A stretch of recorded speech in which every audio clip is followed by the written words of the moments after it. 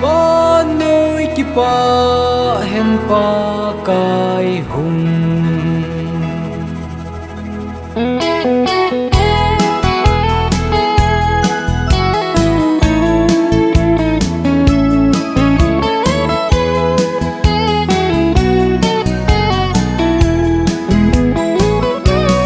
Chonset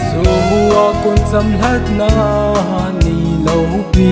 ahung lhungtai Pakai nikho loupi Hachangpa kipana Christmas Kipah ogin athonge Vannoi leiset agomtai Sohchang hodia sochatna Niloupi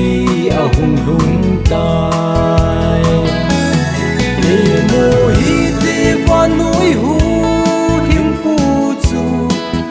sen leng ahung pinge Bethlehem David ama su tumok te kigang ta le vai hom te ton sot mi pa chamna lengpa hi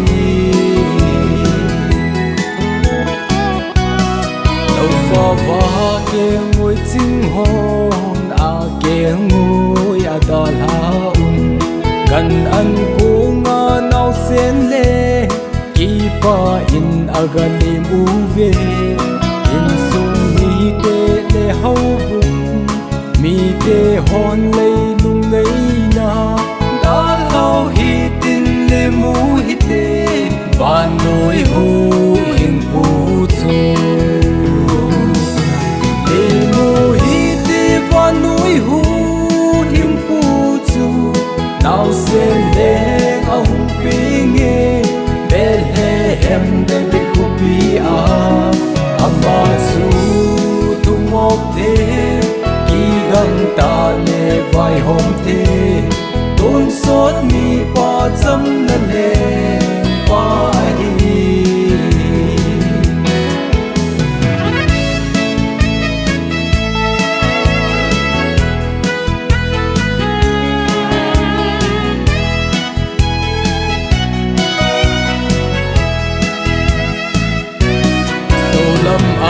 akon solam ni ching hon zong pakai pina Bethlehem kho pi sun in nau sen leng ping a Lem'u ve Kipa ta in sana le be go bol a pi u vin hanum ta in nau sen leng si bei a ga bu ve Vannoi hu him pu chu nau sen leng ahung pinge Bethlehem David ama su tumok te kigang ta le vai hom te